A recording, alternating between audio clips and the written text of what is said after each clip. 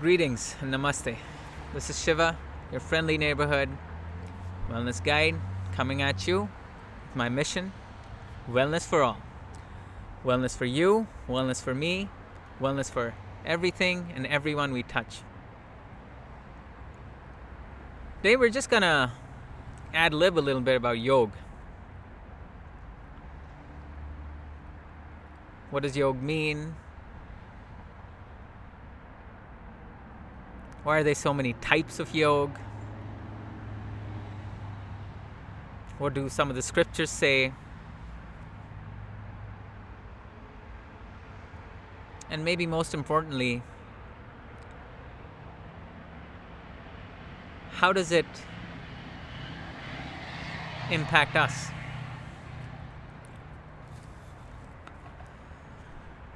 So yoga is a Sanskrit word meaning to unite, to join. But its root word is ₀₀₁, which means to yoke. What is being yoked here? Or who is being yoked here?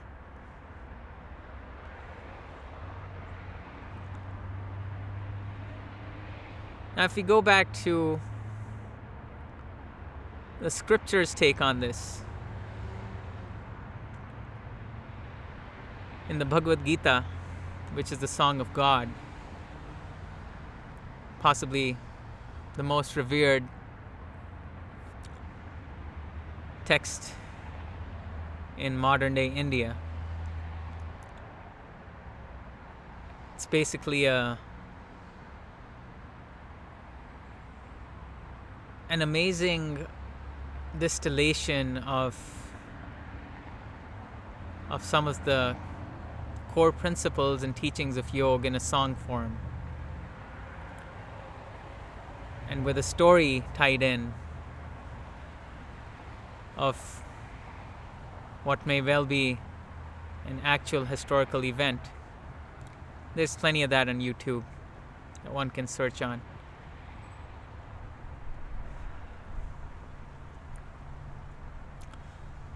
But the setting is a battlefield. Protagonist is a warrior called Arjun, and the personification of God, the supreme Godhead, Sri Krishna, is his charioteer, guide of Arjun, if you will, and helps him understand his role on that battlefield. If life were a battlefield, what is Arjun's role there? And in that, Krishna ji, and ji is a form of respect, explains kind of 4 paths of yoga. So before I even go there, maybe we should ad-lib a little more on yoga. So yoga is, what is it? Is it something I must do? Is it something that is a process that needs to be undertaken or can be undertaken? Or is it a final destination? The answer is yes. Perhaps it's all of the above and more, depending on how it impacts your life. But for me, it comes down to a very base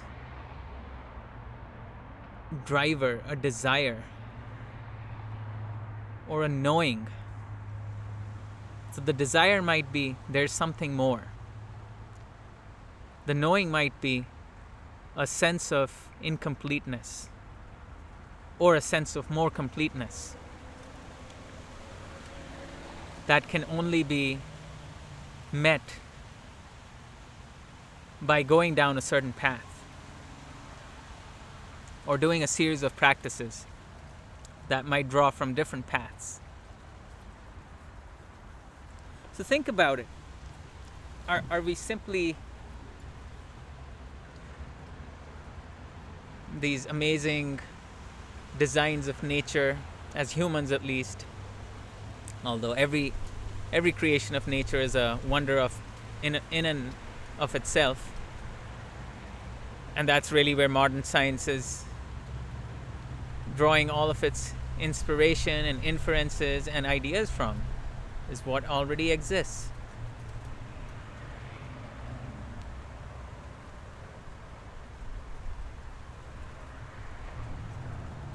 If there were no stones, could one build a bridge across a river? Thank you, motorcycle. Perfect timing, right? We have roads.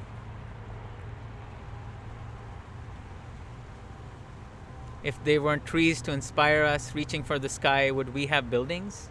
I don't know. They sure seem to be based on the same principle.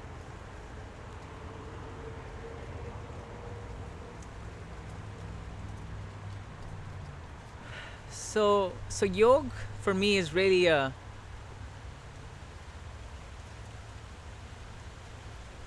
it's a recognition, it's an articulation of something more than what is, than what has been in the past, and what is in the present. And those lead us to these paths. So back to the Bhagavad Gita, or the Gita as it is called affectionately and shortly and brief. I believe that's where Sri Krishnji explains the 4 paths of yoga. So there's Bhakti Yoga, or the yoga of devotion. There's Gyan Yoga, or the yoga of knowledge, of wisdom. There's Karma Yoga, the yoga of action, more so worldly action. And finally, there's Raj Yoga, the kingly path, the path of self-mastery.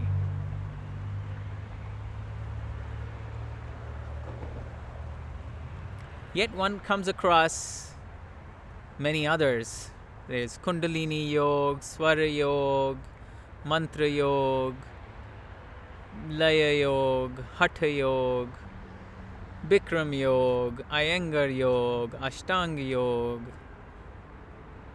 I mean, there's practically, I'm not going to count beer and goat yoga, okay? So I am all for creative license. I'm an artist and an engineer myself, but some things you don't mess around with, right? Or you don't mess around after a point. So if the point of yoga is something more, I'm not inclined to accept that it's goat and beer. We can have, there can be other words that are much more suited for that. Beer buffoonery, for example.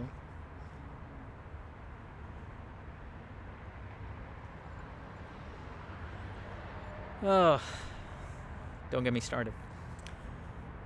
But yeah, some of these other yogas, like I was speaking about, what I'm trying to say is, let's not be confused by the semantics, right? Let's focus on what is trying to be done here. Something greater, bigger, deeper, more connected, less separate than what is. That is the direction in which yoga is trying to lead us. And then there's different paths, different strokes for different folks.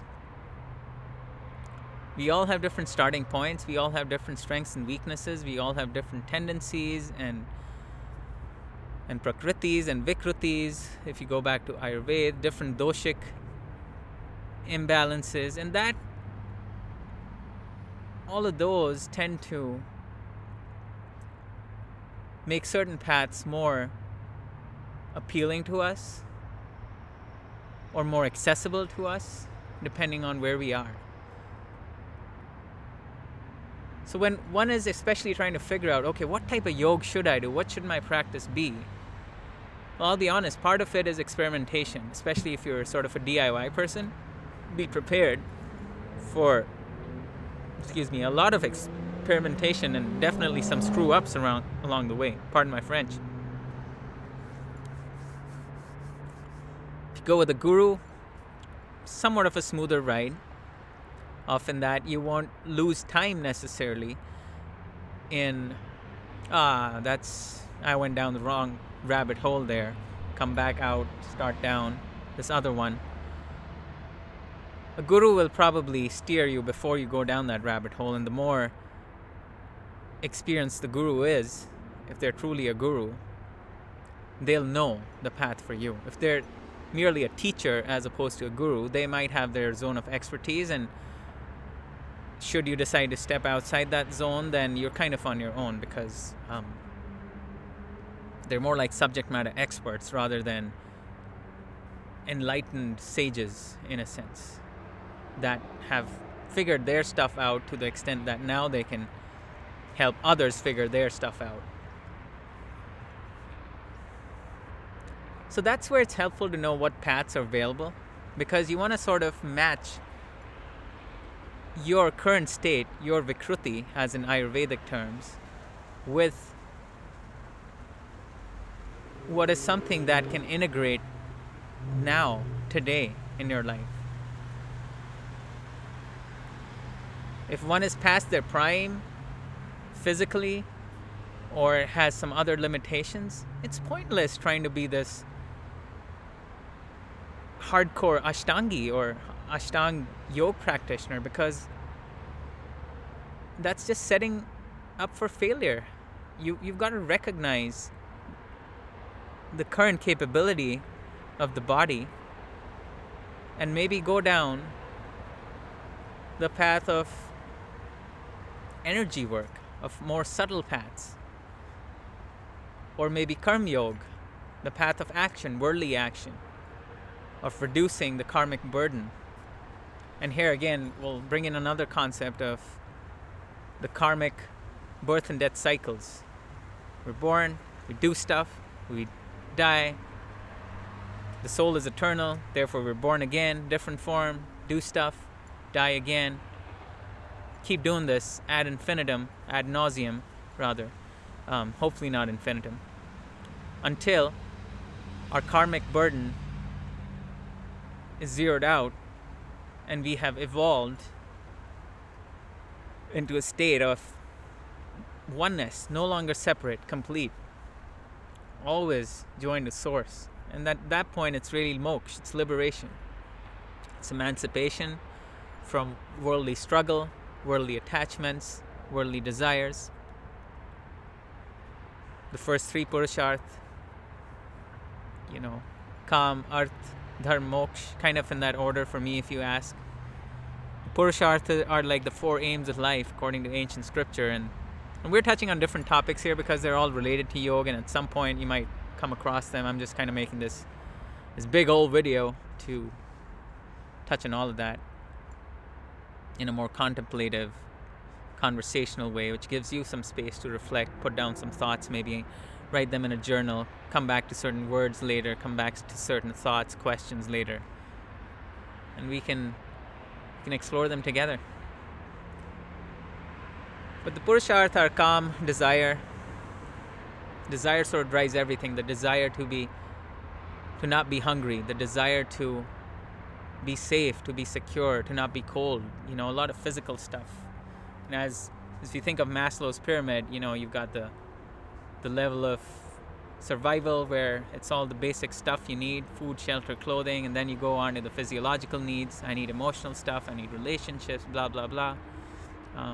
You go on from there, go into belongingness, you go into self-esteem, you go into self-realization.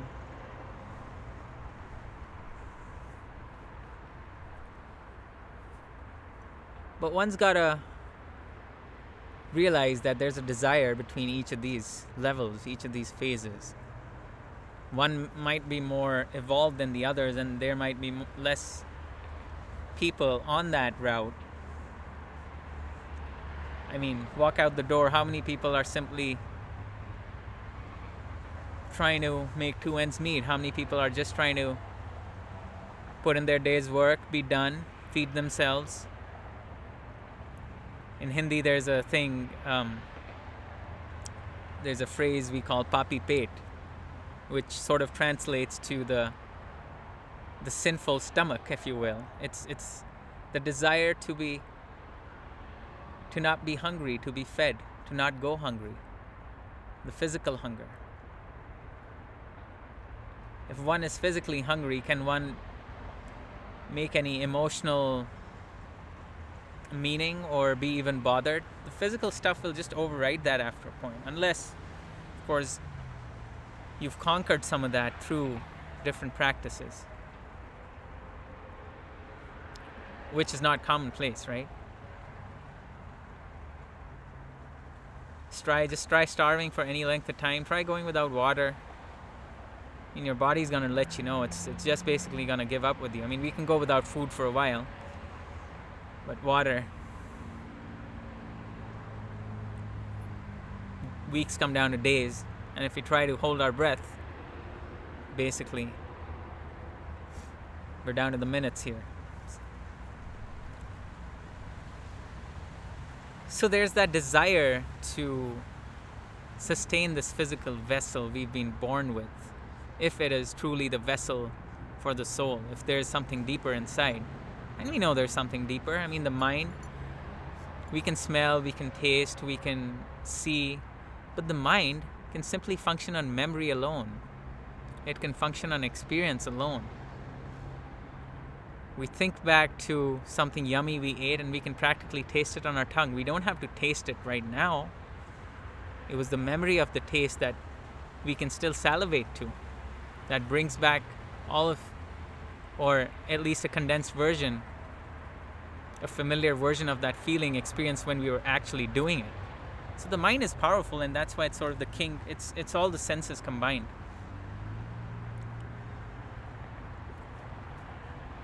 And that is definitely beyond the physical self. I mean, we can be here, I can be here with you, but my mind can be somewhere else. Right? How is that possible? So kind of bend space, time, gross and subtle. Mind is pretty crazy and neat thing, all in one. And so that's why maybe Raj Yoga is all about mastering the mind. When they talk about Raj Yoga, it's not about a literal king. I mean, yeah, kings had access to resources. They kind of had the earth piece taken care of. They had a lot of their desires taken care of. You know, they wanted to have a good time in a sensory sense, in a sensual sense. They had access to a lot of that, right? They could do that. But then the other two, dharma and moksha, coming back to the purusharth,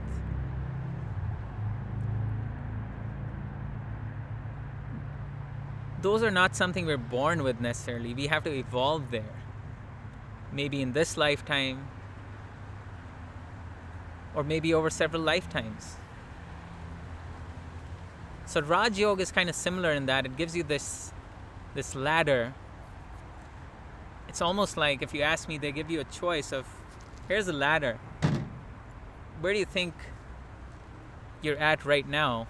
What do you think is the next rung in your ascent up to eventual moksha or kaivalya?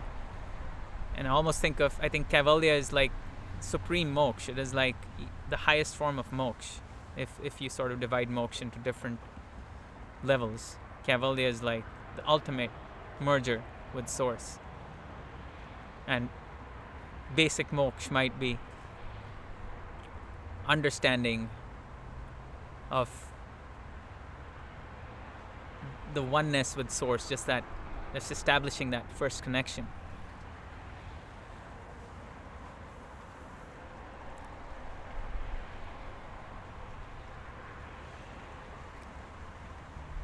But Raj Yoga, you know, it's not easy. I mean, it says, well, first you have these yams, you know, these ethical principles you want to abide by. One of them, the most famous one, is that of ahimsa, or non-violence. The lack of hinsa. the lack of violence. It's not just physical, not just towards others, but towards yourself. No more self-sabotaging. No more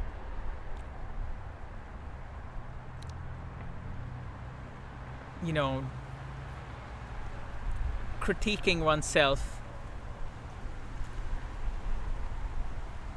to the point where it is doing more harm than good, where it's not constructive, it's destructive, where one feels not worthy. It is also in thought, bearing harmful thoughts towards others, and not just other human beings, anything that exists, all of creation.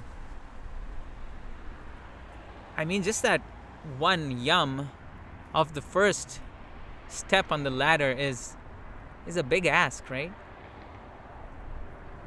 Not easy. Then you have several more. You have observances. You don't steal what is not rightfully yours, and what is rightfully ours. Well, even the air I breathe is not mine, right? It's sort of the shared air, and say if I have this arrangement with good old trees and plants here to give me that air to breathe, am I doing my bit? Am I like sustaining my footprint in any meaningful way? Do I plant a tree every day for all the gallons of air that I breathe?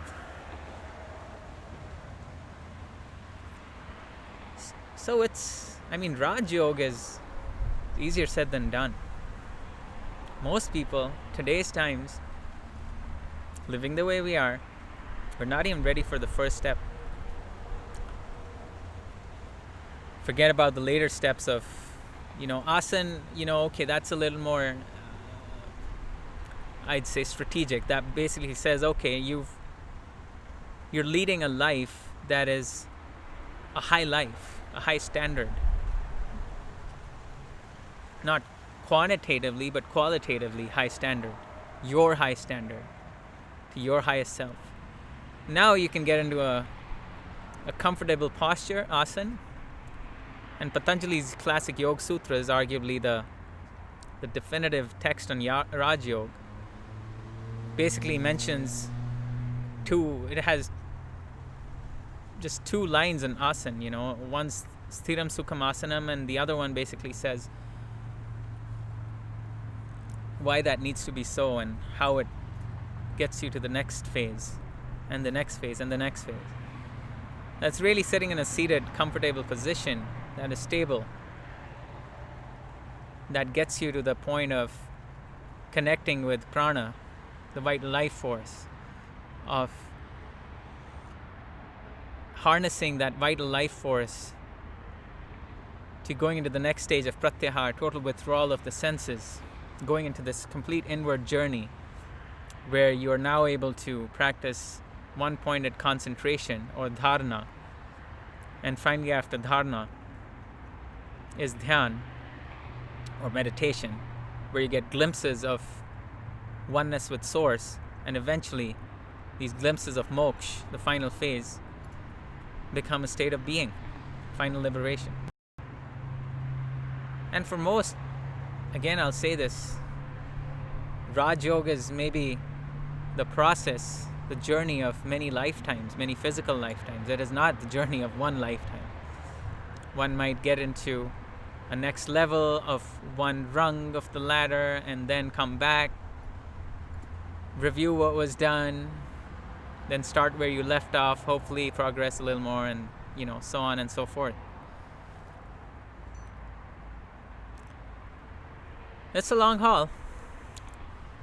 So that's where it's helpful to know what one is getting into and what one is prepared for, and who one is learning it from. For example, if one is learning it from a teacher, or one is taking someone as a guru, how does one know where they have gotten? What stories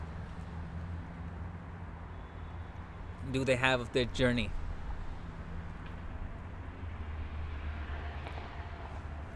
And more importantly,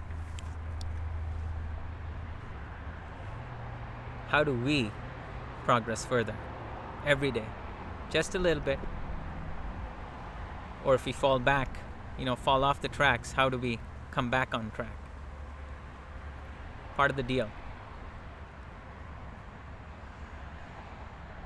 So Raj Yoga, I feel is kind of the hardest of the bunch. I mean, Bhakti Yoga, for example, is about devotion, worship. Again, you can go chant, you can hang out with people, you can get into different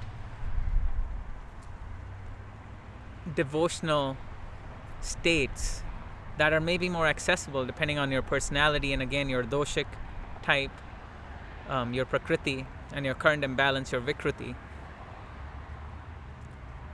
That might be an easier thing. But it's not until one gets to a real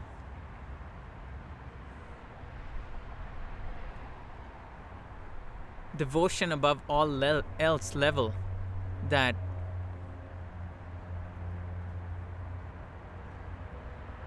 one can start saying, okay,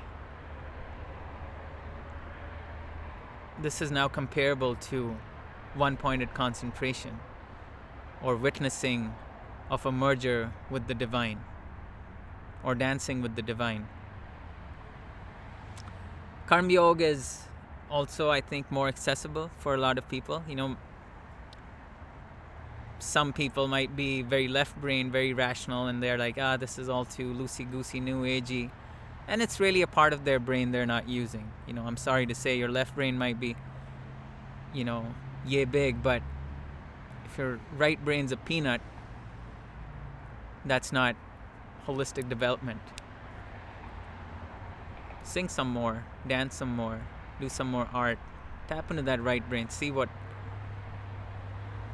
miracles, what's insights, what wonders lie within. Don't just waste everything on the left, okay? And if you're like me, I love the left and right crossover piece, right? It's like, where is the intersections? Where's the crossovers? Where's the mixing where you can't tell one from the other? And that's where, most awesome experiences reside.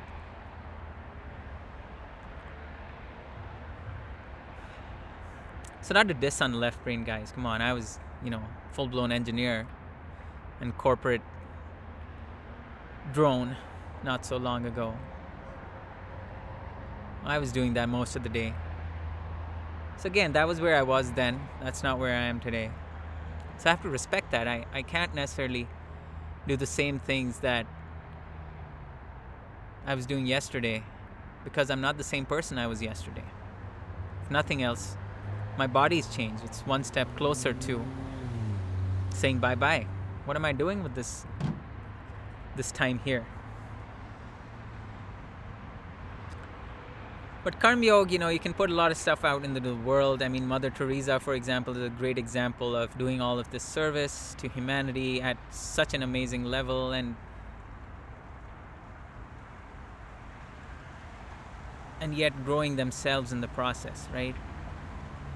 Reducing their karmic burden as well.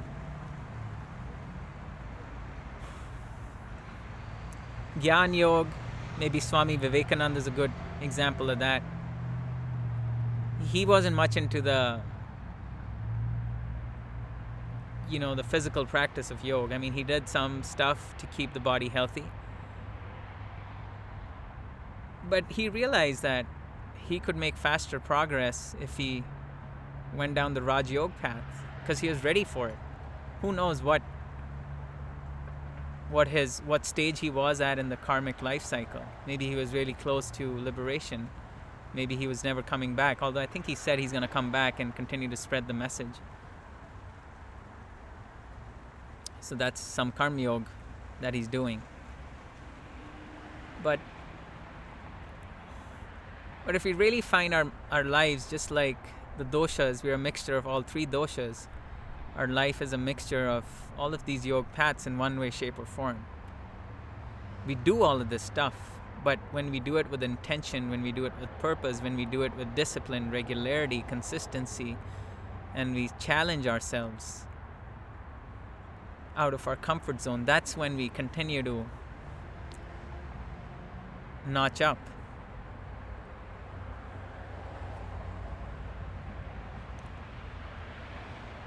So Hatha Yoga, for example, it doesn't focus on sort of the high bar that Patanjali sets with the yam and niyam. It even says, hey, just start with the physical body. Do something, do anything. Physical body is our most gross thing that we have. Let's start there. Let's start doing these asanas, Let's start nourishing the body. Once the body is stronger, once our mind is more disciplined, once we are able to focus the breath through pranayam, once we do the mudras and the bandhas, it's really a lot of discipline. And Hatha means force in Sanskrit. You're forcing your body to transform into this well-oiled machine. But eventually the goal is to merge back onto that Raj Yoga path, right? Or if, the hiccup between going on the Bhakti Yoga path or the Karma Yoga path or the Jnana Yoga path was physical discomfort or energy blocks, then Hatha Yoga could maybe help clear some of those. Because just doing Karma Yoga or Bhakti Yoga might not do it. And there's physical needs, there's energy needs. And tapping into these subtle or karmic ways of redemption, and maybe redemption's the wrong word, of progress and evolution are not going to do it.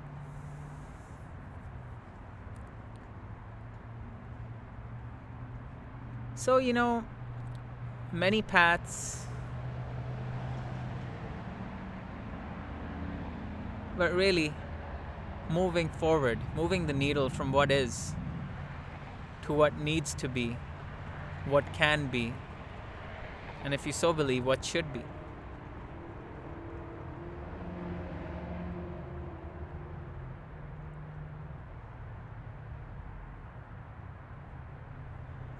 So my invitation is just take a step back, have this dialogue with yourself.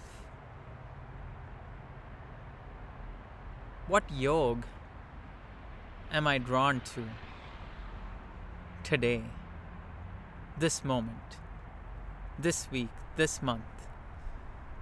Go explore it. See if it's where you want to go. Yoga has to be experienced. It can't be reading a book. It can't be watching this video. You got to go out and find it. You can have different external, internal combinations of that, but eventually it's all in here. And once this is known, the core is known, it'll merge into everything else, and there won't be any separateness. That'll be the state of yoga. So on that note, I hope you enjoyed some of this conversation. I hope this gives you some areas to explore. I hope this clarifies some of the different paths of yoga as to how they might show up or need to show up in your life, because there's still something missing or someone missing.